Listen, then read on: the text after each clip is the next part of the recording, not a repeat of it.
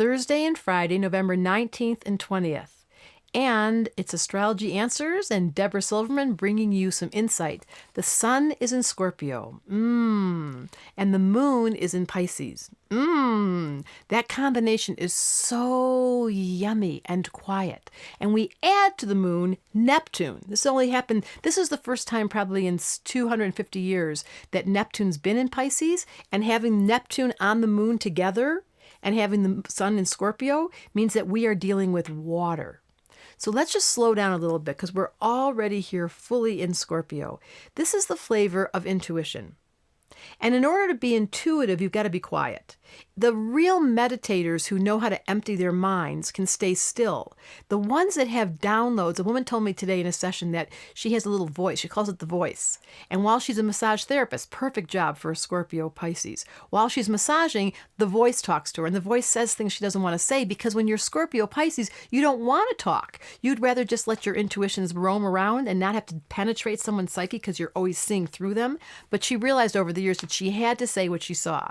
And so she's become this really renowned psychic healing hands-on therapist because that little voice is a gift. So there's people around you can't see. There are beings around you. Now, you don't have to believe me, but if you were Scorpio Pisces and your moon and Neptune were conjunct, you would have a relationship with the invisible world. And you would know that some of your dead relatives are floating around in the ethers and they're hanging around, they're watching you. And if we could take a Kirlian photograph right now and see who the spirits were that were in your bedroom or that were following you around in your office, you would feel very safe. So I want you to know, surprise, surprise, that if the baby were born today, there are beings on this planet that eventually, my fantasy is in the future, they will be trained to know how to use their intuition.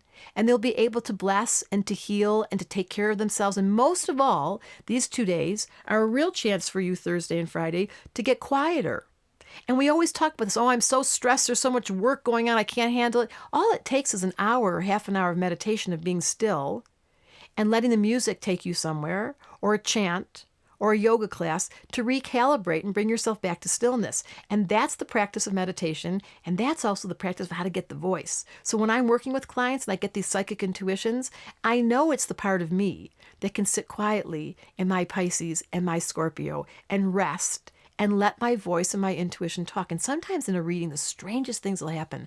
I've had people show up and me say to someone, was your grandmother really mean? And she goes, how do you know? And I think she's here right now. I mean, the weird things like that have happened. So I'm here to tell you, they're invisible friends. They're watching you, and they're here to protect you and to annoy you. And if you want to develop that ability, why don't you learn more about your intuition? astrologyanswers.com. Learning astrology is one way to do it. Doing the tarot is another way. There's lots of doorways, and they're waiting for us to learn more about. Thanks for listening.